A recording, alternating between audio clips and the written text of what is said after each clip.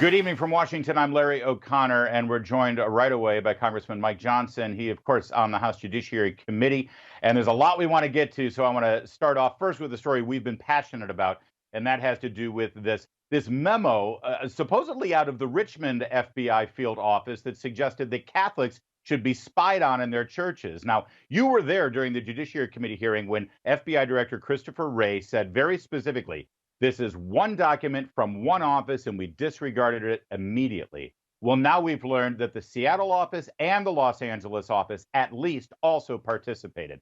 So I got to ask you, Congressman Johnson, either Christopher Wray has no idea what's going on in his agency or he lied to you. What do you think it is? Yeah, and either one of those scenarios is alarming.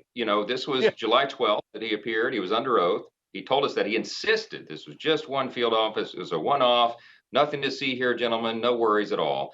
And then now we know, and by the way, we had to force to get these extra documents. Now we know that that just simply wasn't true. So, Larry, you said what I've been saying in my town halls back in the district and on Washington, on Capitol Hill and Washington, everywhere we go. This director has either perjured himself or he's lost control of the bureau, and neither one of those are satisfactory outcomes. And we have to have accountability. We have a constitutional responsibility to insist upon it. There have been multiple times already in the 6 months you've been in the majority, Congressman, where either your chairman, Jim Jordan, or Chairman Comer at Oversight has had to threaten Christopher Wray with contempt of Congress. Here we have him outright lying. It appears to me under oath that he shows a contempt for you on a regular basis here. Is it time to forget about threatening? Is it time to actually hold him in contempt? Well, that's exactly what we said we were going to do until this further documentation was presented. But as you point out, Larry, it's on every account and every event. We have multiple investigations ongoing, not because we take any pleasure in this, but because they're necessitated by the facts. And what we now know, and we can prove in investigation upon investigation, the evidence that's being uncovered, that the FBI and up the chain, the DOJ itself, including Attorney General Merrick Garland, the entire system of justice has been weaponized. And I know that's a heavy term, and I know it offends our Democrat colleagues, but there is simply no other way to describe what we are seeing here. It's unprecedented and it's dangerous. Well, and the other dangerous thing about this is, when you think of the Department of Justice, you think of that famous statue. She's blind and she has scales in her hand. In other words, justice is meted out equally and without regard for who you are, where you came from. And well, this is presented not just in the stories that you're discussing here about who the FBI decides to target, but also who they decide to ignore. That obviously brings us to the Biden story. You saw Chairman Comer's memo this week detailing $20 million from foreign entities.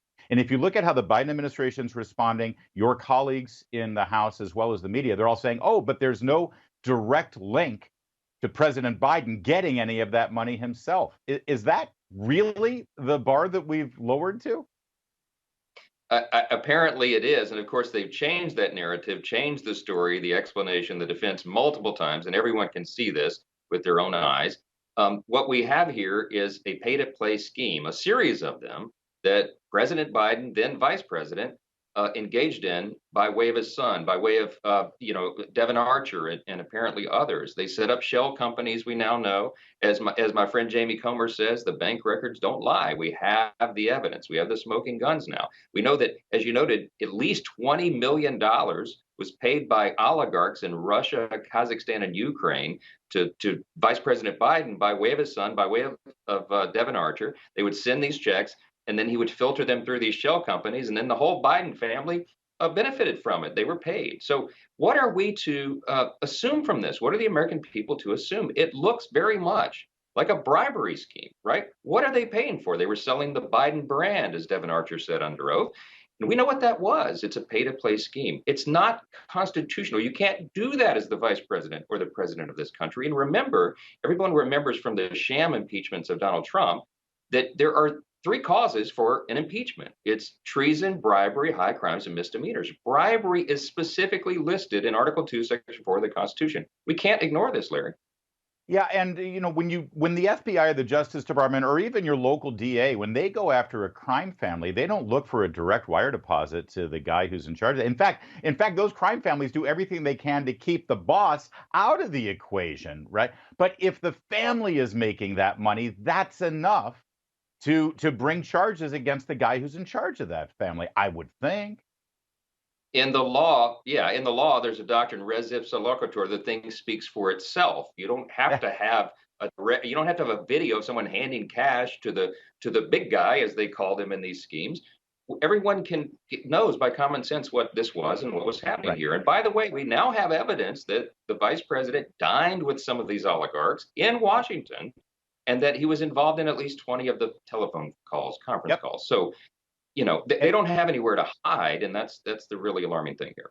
And the timing shows that right after those calls or right after those meals, millions of dollars in some cases were transferred to these 20 shell companies. Again, they're called shell companies because it's like the shell game. They hide the money and they move the money around. Let me explore this a little further with you because you know the law, obviously.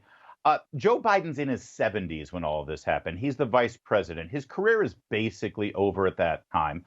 And that's when all of this money starts flowing in. Any any person in their 70s, their main focus, their main interest is to take care of their family, their wife, their children, their grandchildren. The fact that that's where this money went is actually proof that Joe Biden personally benefited from this. You don't have to see money going into his account to know that he benefited. The fact that his family was taken care of is, in fact, a direct benefit for Joe Biden, isn't it? I think that's right, Larry. And I had constituents ask me this week.